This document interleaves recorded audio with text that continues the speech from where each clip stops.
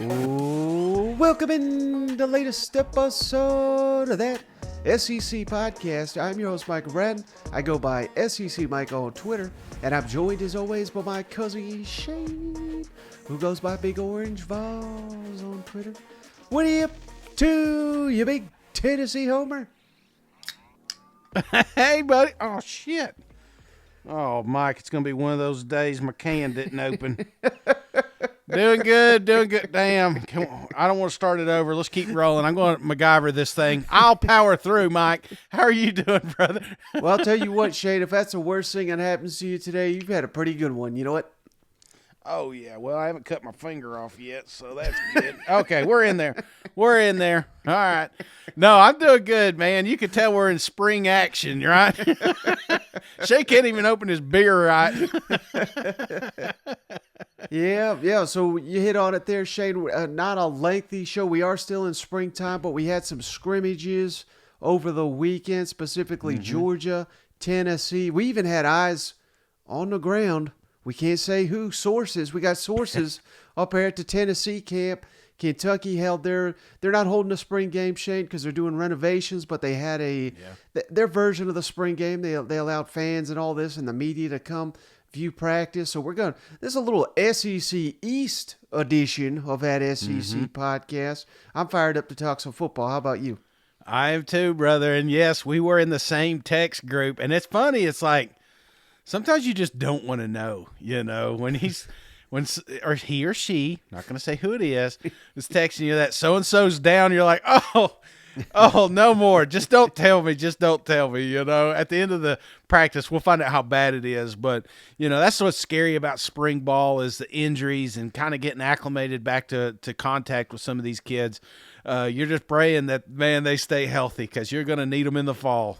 And don't forget, Shade, this weekend we're going to have 2 spring games, Auburn and Vanderbilt. I may even go to the Vanderbilt one. How about that? It's right down the road. So heck yeah, man. Might as well take in the Commodores while I can. But so we'll be doing full breakdowns of all that stuff. And of course, not this upcoming weekend, but the following one. That's when it's really going to get going, Shane, with Florida, Arkansas, Mississippi State, Tennessee, Ole Miss, Georgia, A&M, and South Carolina. All on the following Saturday, and then 3 Saturdays technically, LSU and Alabama will be wrapping up their spring. So we still got a lot of weeks of spring football to break down. Yeah. You know what? Well, I love spring games, and I say it every year, Mike, if you get an opportunity and you can make it out to these things, do it. Take your kids, take your neighbors' kids, do whatever. Just, mainly get the kids involved, because I remember growing up, that was I didn't get to go to the good games when I was real young, Papa wasn't going to spend that money. I had to go to the spring games, some of these Bowling Green games, whatever. So, having an opportunity to go out there, it was so cool, and especially getting on the field, getting autographs from some of these just mammoth of men. I mean, it just blew me away how big some of these people were, and it's just something you always think of. I still have the memories of taking my kids out there. They don't want to go anymore. So if you got an opportunity, get out there, have some fun. There's going to be recruits there, and you're helping create that environment, that buzz. Because your next generation of kids coming through are sitting there on the sidelines trying to take in the atmosphere. So I love spring games. If you can get there, get there. Yeah, great point, Shane. And, Hugh Freeze, from the moment he touched down there on the Plains, he's been recruiting. He's been pitching it to these kids, on and on. He told ESPN recently, I'm only going to be the coach 3 years from now if we sign 2 top 10 recruiting classes, because that's what it's going to take to get Auburn back. So I can't imagine how many recruits they're going to have on campus, and that goes for the rest of the SEC when their spring games come around. You know what? Absolutely. But let's start, Shane, with the action we got on this one. The defending national champions, Shane. And, of course, everybody's got their eyes focused on that quarterback competition. Stetson Bennett off to the NFL after winning back-to-back natties. Now it's going to be Carson Beck, Brock Vandagriff, Gunnar Stockton, the 3-man race. And Kirby ain't giving any indications of where this thing's at right off of that. Yeah, it's like everything. It's like the ebb and flow. I can think of really good things each one did, and I can think of really poor things each one did.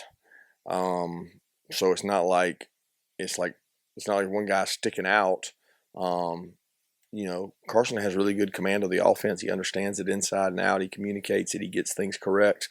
He had a couple poor decisions and choices today, but he also made some plays. He made some really good throws. He's got really good presence in the pocket to move around. Brock made some plays. He made some plays getting out of the pocket, made some good throws. He had a couple downfield throws I think you wish he had back. Give us a chance in some 50-50 situations and keep the ball in bounds with that. But he did a really good job in 2 minutes. And then Gunner made some plays. Gunner made some plays with his feet. He's still like the administration of the offense of getting everybody lined up, getting going, getting the call in, which is not all on him, but he's growing and getting better. He made some nice throws. So I'm gonna keep repeating myself, but we got 3 pretty good quarterbacks, and they've grown, each one of them, and they're all 3 different in their own ways. I don't think the dynamics have changed. I mean, Brock and Carson are both getting reps with the ones. Gunner got some reps with the twos, predominantly threes, but our threes are in a better state. There's times when you've had your threes, they couldn't function. This 3 group has, really good skill players in it. We're not used to having this many wide receivers on our 3, so he has some good guys to throw to. The offensive line with the 3s has some experience, has a couple walk-ons. So it's like it functions so you can evaluate Gunner better, where there's not always a chance to do that with the 3s. But I can't sit and say that the dynamic has changed in any way, shape, or form. I think we'll evaluate this scrimmage and come back in Monday and be able to say, okay, what did they do well or poorly with no coach on the field? It's still a tough evaluation because there's probably 10 plays out there in the scrimmage where I have to say a guy got sacked. Well, did he get sacked or did he not get sacked? Because we didn't tackle him.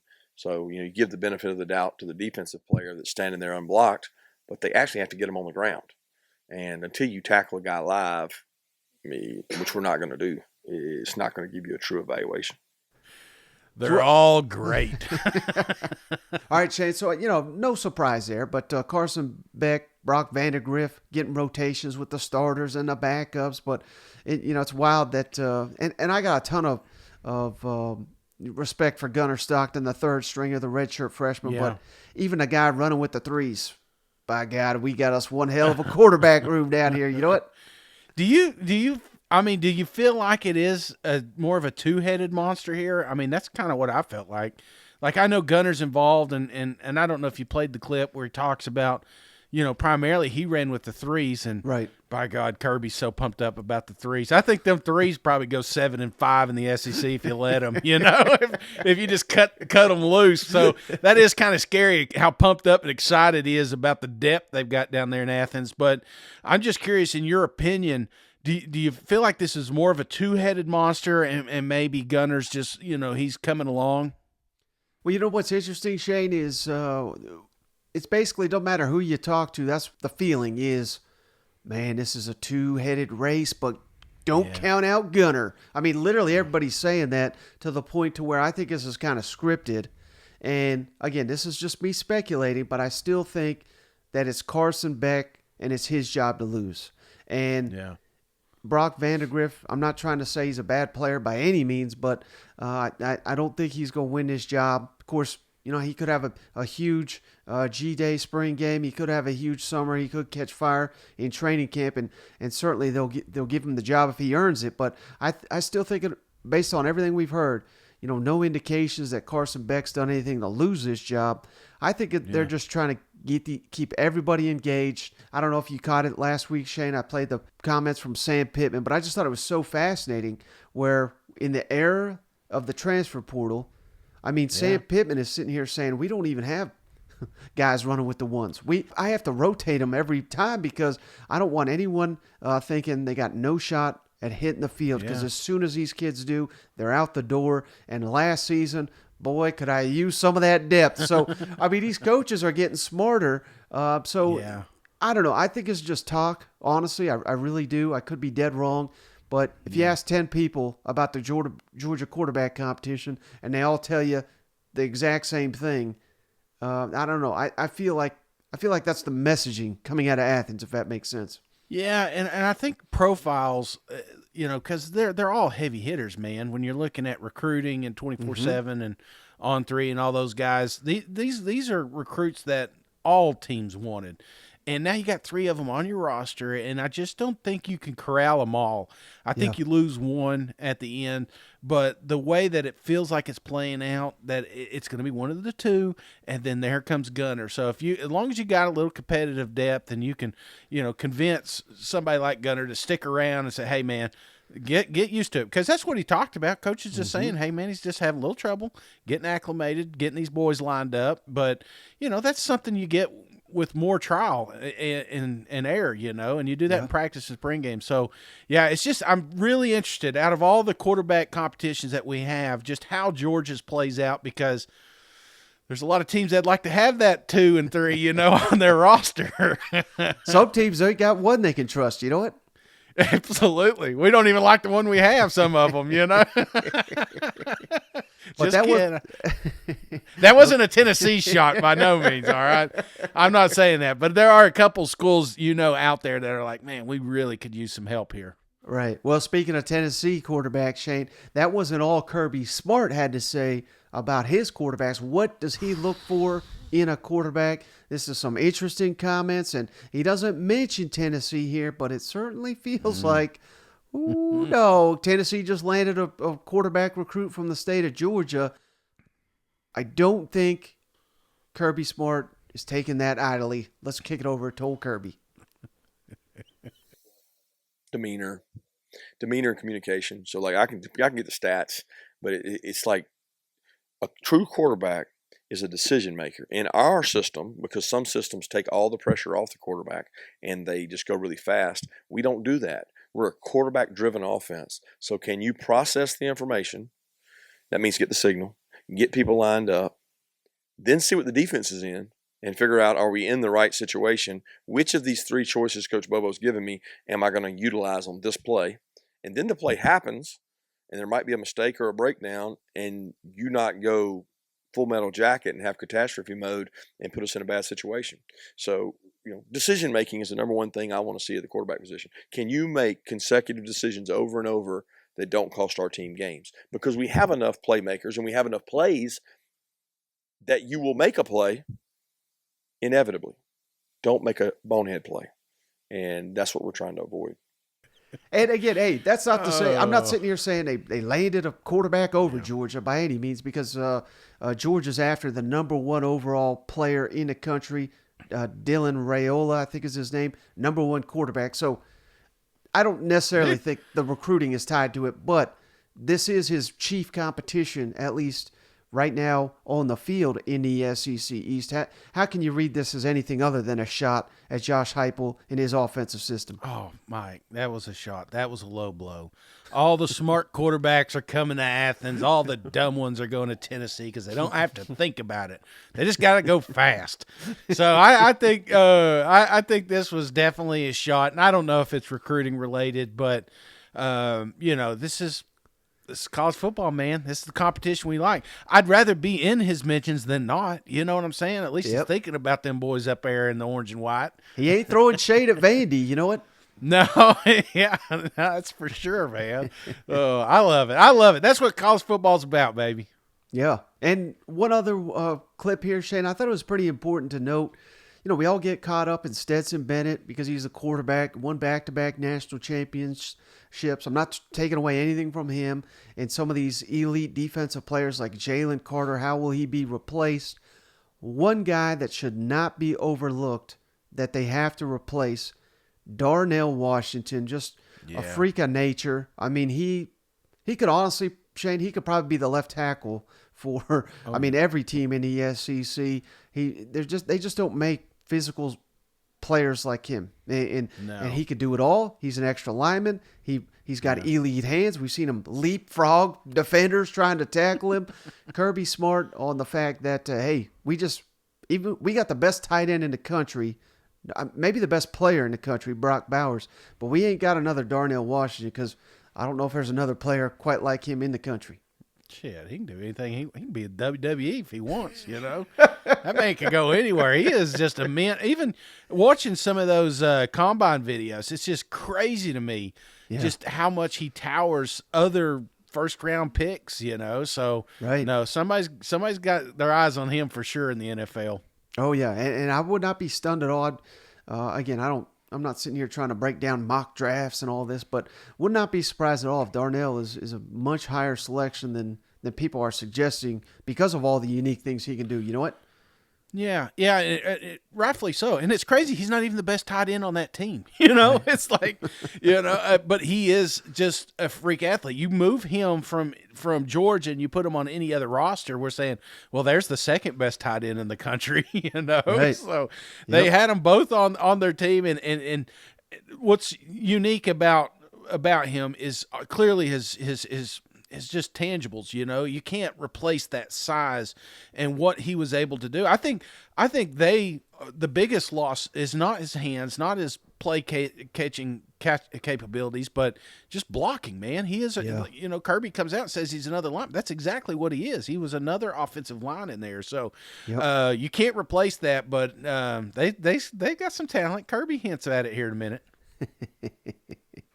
Yeah, it's not the same. We don't have that, same mass and movement. And it doesn't just affect the run game. It affects the play-action pass game. Because where Darnell was elite was, he could block you. He could go on the perimeter and block you. He could get vertical on a play-action. But when we max protect, he was like having an extra lineman in. And, Oscar's doing that. And Oscar's been a pleasant surprise blocking this spring. He's come so far. It's like you don't know how much Oscar got better versus who's the people he's blocking, because he's not blocking Robert Beal and Nolan. He's blocking Gabe, Sam, CJ, and even Chaz. But Oscar's done a good job when he's gone against Trammell and Michael while he was out there, and Ty.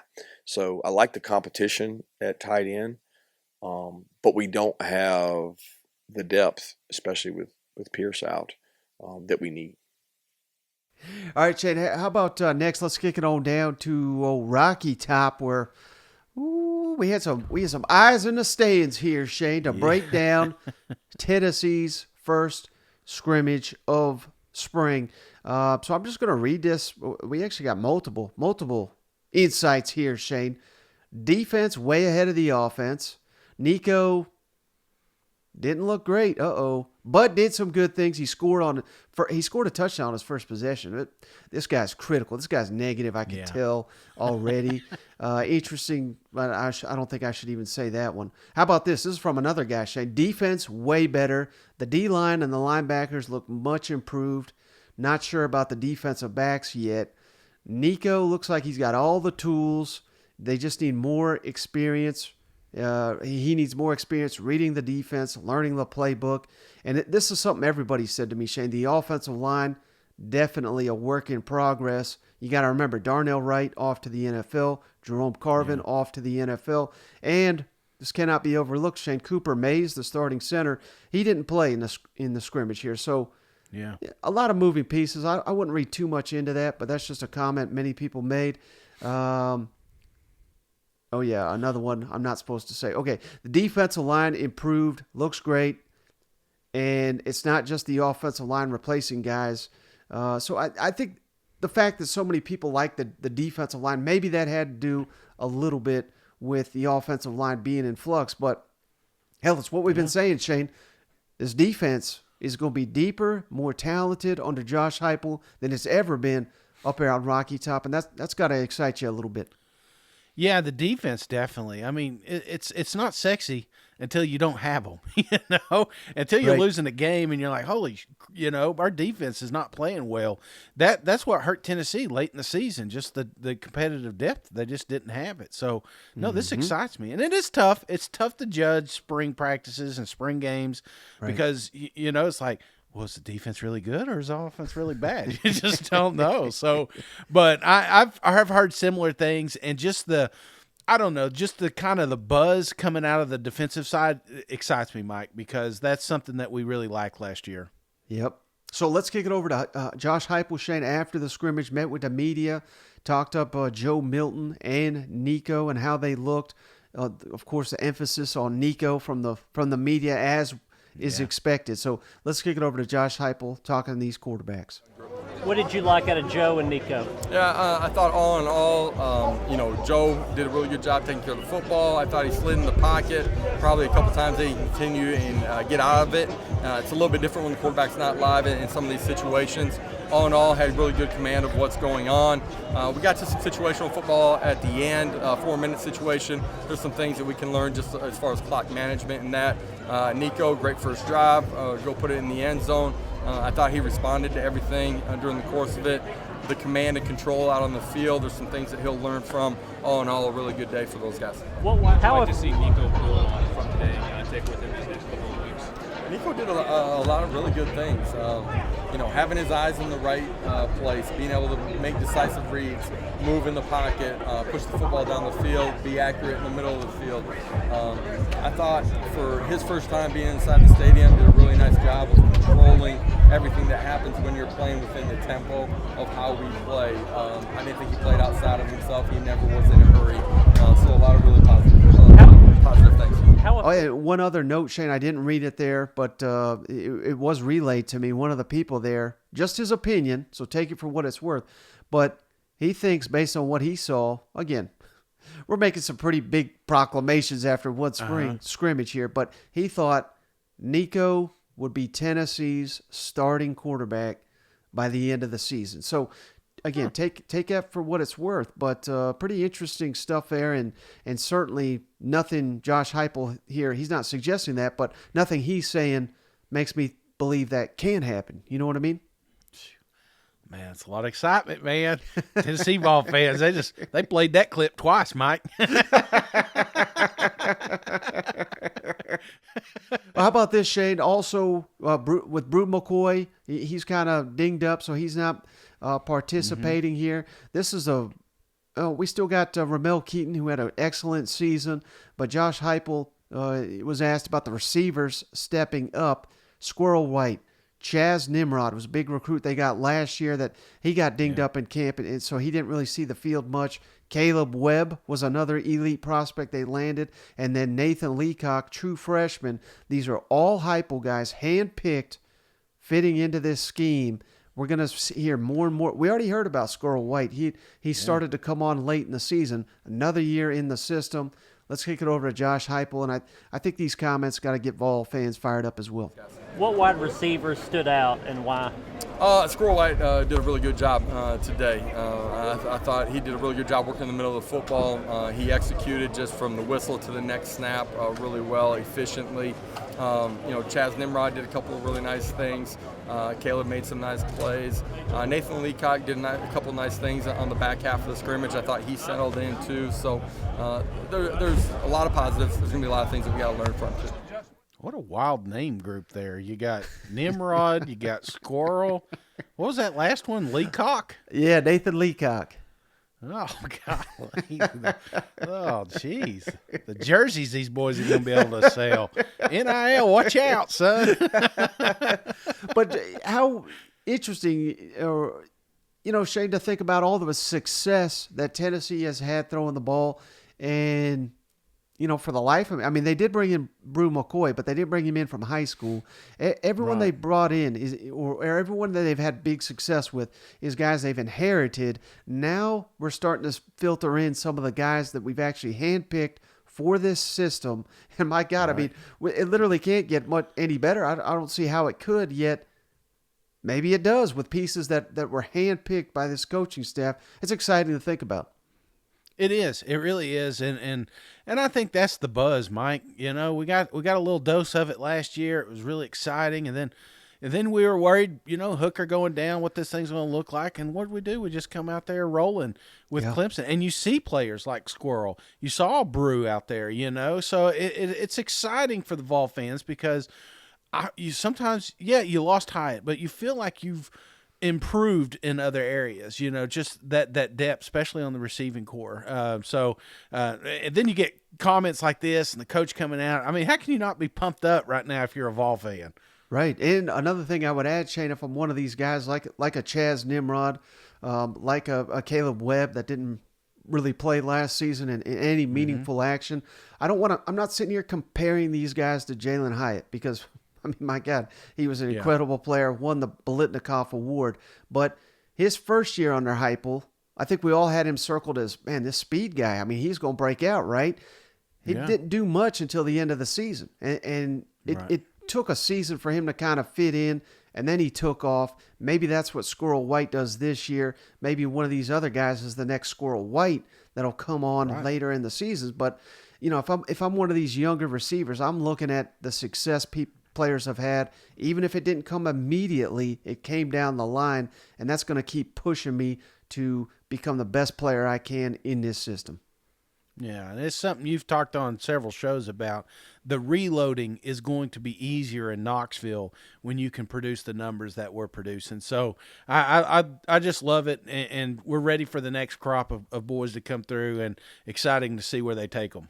And one last one here, Shane, from Heupel. I mean, this is the position group everybody's got big question marks about after that South Carolina whooping. The pass defense, has it gotten better? We got a new crop of players. The top corner from Louisiana, they beat out LSU and Texas for them. An elite corner from Georgia that they beat the Bulldogs out on. And the number one player from Kentucky and they beat out the Wildcats for. So we're bringing in some talent. Josh Heupel seems pretty fired up about the pieces he's got to work with in the secondary this spring. A lot of your defensive coaches have talked about shoring up the pass defense. What did you see out of it? It's really all three levels. Yeah, pass defense is all three levels, too, and I think it's important that everybody in our program, but on the outside, understands that a little bit, too. We're deeper in the secondary. As long as we stay healthier, we got a chance for these guys to grow fundamentally, technique, and then scheme understanding, which can help us make us a lot better as we get to the fall. There's real competition there, which forces these guys to compete every day on the field, in the meeting room, in everything that they're doing. Our second level, I feel like, has gotten better, dropping in coverage when we're our zone principles, playing off the quarterback's eyes, making plays in the middle of the field. And then you got to be able to rush and affect the quarterback. You got to be able to have rush integrity, keep your lane assignment, I guess, not let the quarterback get up or escape out of it. We got to continue to grow in those areas for us to take another step on the defense side of the ball. Well, I mean, hell, Shane, I think last year, and we come to find out late in the year, I mean, they played who they had to play. And if nothing else, that's got to give you hope that the back end will be better because they actually, like Heupel says, we got competition, we got real depth, we got talent back here. They're going to play the best players. It doesn't matter if you're a senior or a freshman. You know, they play these guys here at Tennessee. Yeah, and look who they're practicing against too, you know. So I think when you do bring in some of these younger kids, they're going to get acclimated quicker just because of the style of offense that they're practicing against. So even though you see some of these guys, they may be 2s or 3s right now, but they're going against the 1s, and they're going at 100 miles an hour. So look for that side to pick up quick. Yep. All right, final team here, Shay. Let's kick it up to Lexington, where, again, no spring game because of the renovations and all that, but you know, I thought this was hilarious. I'll throw it up on the screen here, Shane, but Cousin Ollie was out there and said, by God, remember last spring game, it was a blizzard snowstorm. This year, winds up to 25, 30 miles per hour, so couldn't even really throw the ball because of the wind. So what's everybody focused on up there, Shane, is that offensive line, and can it come together in time?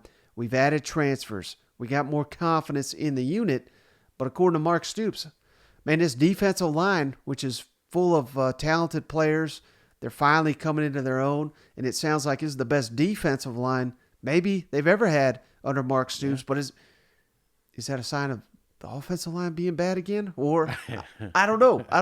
Here's Stoops on the defensive and offensive line. Even with the wind, it seemed like secondary was making some strong plays. Andrew Phillips, Jordan Lovett. How impressed are you with that group, especially losing two really key pieces? Yeah, I think those guys are good players. They have good experience. You put it together, and it's kind of interesting. You look at the reps of some of the guys that we lost, but a lot of these guys have played as well.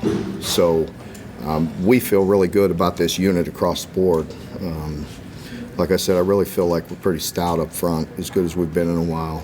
Get some good pressure on the quarterback, better than we've probably been the past couple of years, and that always helps the secondary. Reaction to the offensive line and how they played today in the run game. I know you said really stout up front, so how hard is it to judge? Yeah, it's hard to judge. I felt like there were some lanes. You know, we put some decent runs together, and you know, overall, I felt like there was a couple of protection miscues that you know didn't help at all, where we had the immediate pressure, and then there were some times where they got beat. But I think overall, when we put it together, we're better, we're further along. But obviously, there's a lot of work to be done. That Cox Weaver.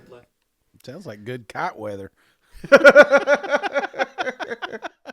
Yeah, I'm surprised Ollie didn't hook up a koozie to that, you know, something like that. But, yeah, I mean, so again, he says the offensive line further along, better than last season. So take that for what it's worth. It is early, but, again, I mean, that's not sexy to talk about, Shane. But, again, if the offensive line is just capable, the sky's the limit for this Kentucky team, considering the receivers they brought back. They're bringing in Ray Davis, Devin Leary. We'll get to more of him in just a second. I mean, they got all the pieces to have a dynamic offense. And, oh, yeah, best offensive coordinator, school history's back, Liam Cohen. We got a lot cooking in Lexington. We just got to get the offensive line going. You know what? No, Mike, I think you're right here. With the offensive line, you know, it isn't a fun position to talk about, but – you know, if you make Kentucky's offensive line a little better, not vastly better, I'm just talking a little better last season, maybe Will Levis doesn't get hurt. Maybe they win a couple more games that they lost. You know, I think, you know, you realize sometimes you don't realize that you don't have an offensive line until it's too late, you know, and your guys are playing on their back and they're just not moving the chains like they should. And that's not Kentucky offense. So the fact that coach is coming out here, he's excited, that excites me, because if he's excited, then I know that we can still improve, you know. But if they come out and he's got his hands down, we've got a lot of work to do, shit, you know, Big Blue Nation, be worried.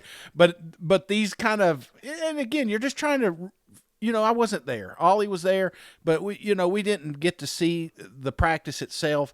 But the fact that coach is coming out and he's giving us these positive words of encouragement, that makes me think that we're in a better spot this year than we were last.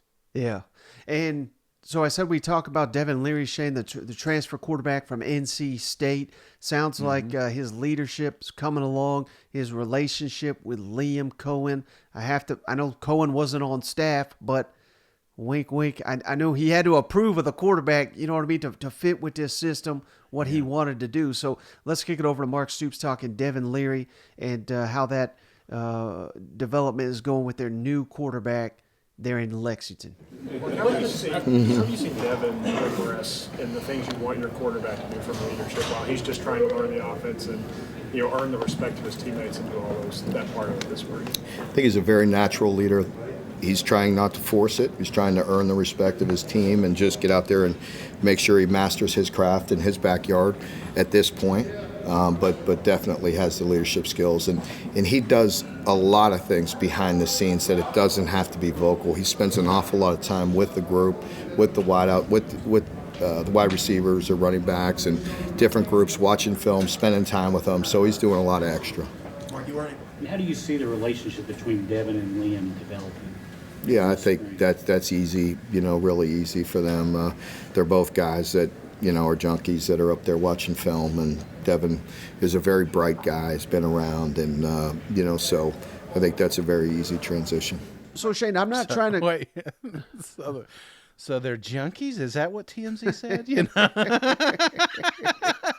I'm not sitting here comparing anyone to Joe Burrow, because that's crazy. Right.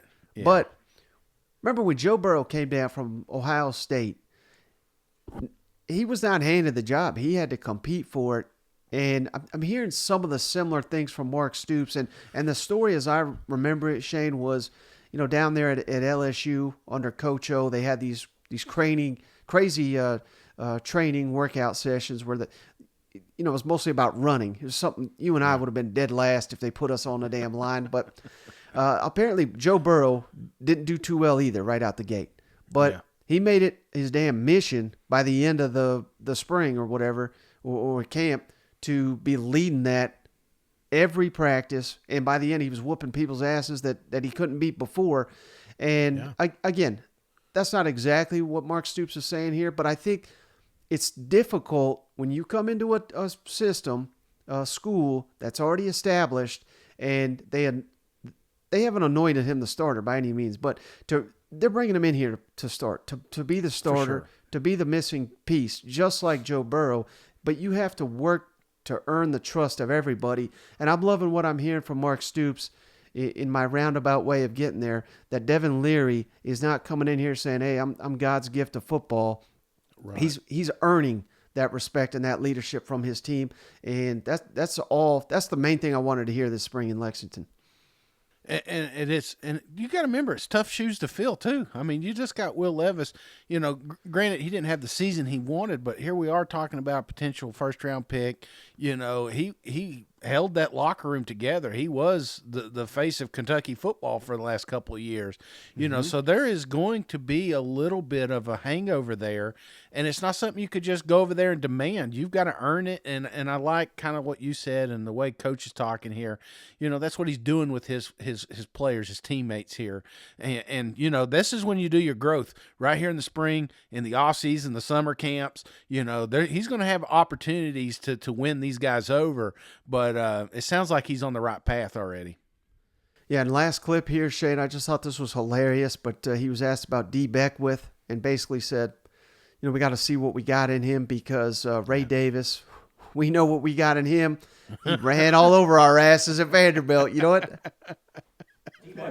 D. Beckwith looked to be getting a lot more reps this time around. How has he looked, even from last year? Yeah, he's getting better. He helps us. He's a strong guy.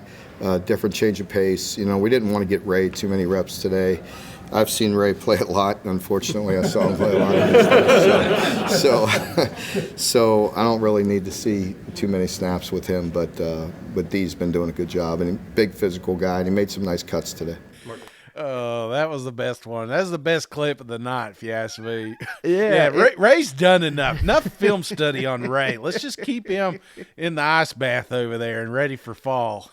Another reason why I wanted to play that, Shane, was because last week Stoops was pretty fire and brimstone. I mean, he was pissed off at a lot of things going on at practice there, and the fact that a week later, you know, he's cutting up, he's having a good time. That tells me also that his team answered the bell, answered that challenge, and they're putting forth the effort and energy in practice that they need to get better on the football field. So just a little positivity here to go out for Big Blue Nation.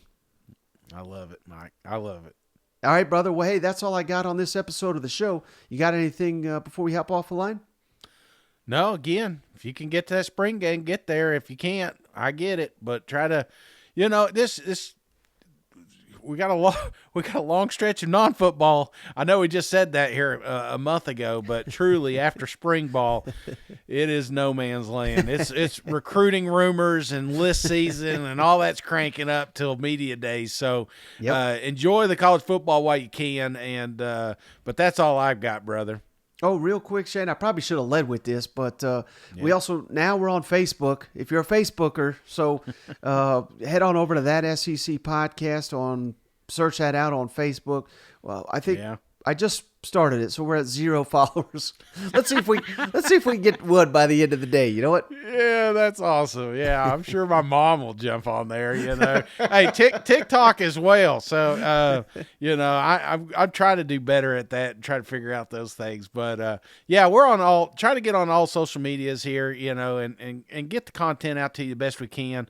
You know, Mike does a great job splicing these things, and maybe you ain't got time for a whole show, but you could jump on YouTube and watch some of these shorts that Mike's put on and stuff. It's fantastic work. A lot of effort goes into it. 0 from me.